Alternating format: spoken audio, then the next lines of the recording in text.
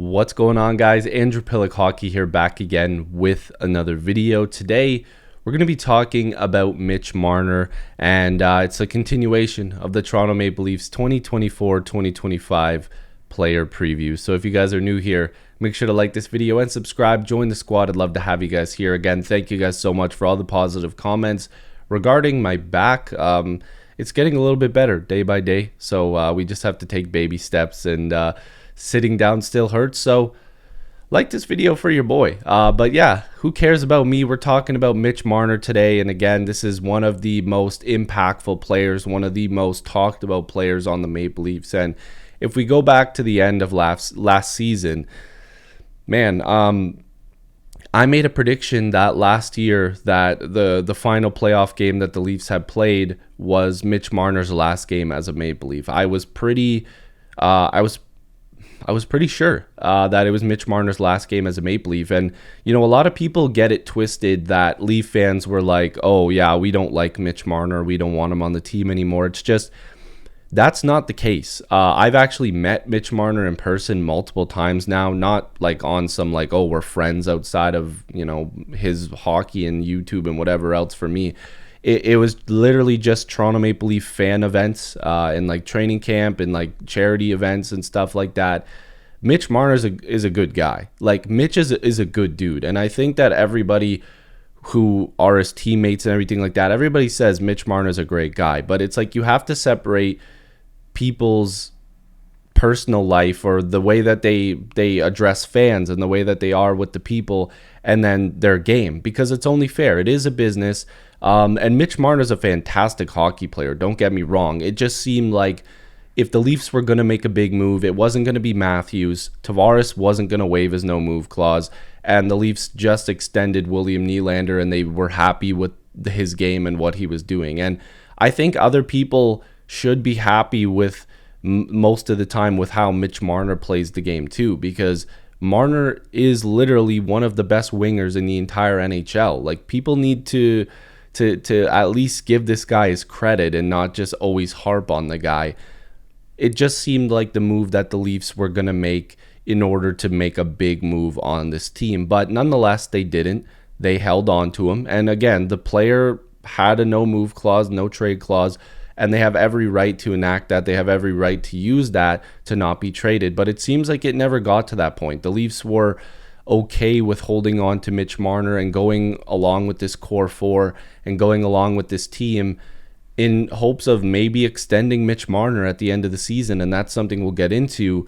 But Mitch Marner, 27 years old, and, you know, looking at his numbers since coming into the league, like, the guy has been pretty damn good. And last year, not playing a full 82, the year before almost playing a full 82, and he had nearly 100 points.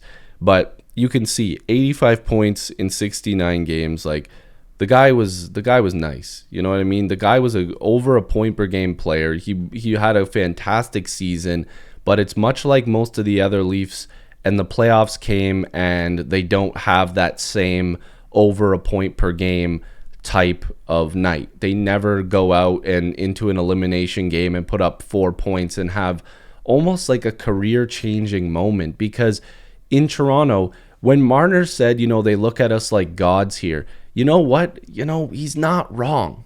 Like, a lot of people either love them or hate them to the highest degree. It's not like there's no in-between. People will always look at these guys above so much else. Like, these guys are looked at a different level, and it's the truth. And Marner's not wrong. They're not gods, okay? Let's get that very clear. But they are looked at differently. They're looked at to a higher degree. And when these guys go out there and they don't perform in the playoffs, they don't go out there and they give us that A+ effort that we're looking for, it sucks. It hurts. It's not good for fans, because they're getting paid a ton of money, and we're paying a ton of money that a lot of us don't have to go out there and watch this team. And, you know, some people will probably look at me and say, oh, he's got a jersey in the back, he's wearing a jersey and all this stuff. I work 3 jobs, and that's not some like, oh, he's just making it up for the camera. I work 3 jobs, okay? I make YouTube content, all right? That's a fun job. That's what I love doing. I am an assistant manager at an apartment building, and that takes up 2 days. And the other 5 days are my full-time position that I'm also a manager at. I have to work 3 jobs, and I work every single day. I don't have days off, and when I do, it's very rare. We pay a lot of money to watch this team get bounced in the first round every year, and people get frustrated. And I don't think it's fair to just blame it on Mitch Marner. I think it's fair to blame it on the core of this team. And part of that is their contracts. $10.9 million. And again, he's played really well, and players deserve to get paid, and I'm all about people getting paid what they deserve, because I wish that I was paid what I deserve. And I'm sure you watching this right now wish that you were paid what you deserve as well. But when you get paid that much, you just expect more from the player. And again, I've never been in the NHL. I've played a certain level of hockey, nowhere close to the NHL, but you just expect more from the player. And if we look at the lines here, we know where Marner's going to be. He's always going to be at the top or the second line, because he's a bona fide top 6 player easily on this team, and he's a bona fide top 2-3 player on this team easily. Mitch is one of the best players in the game, and I'm going to be cheering for him this year.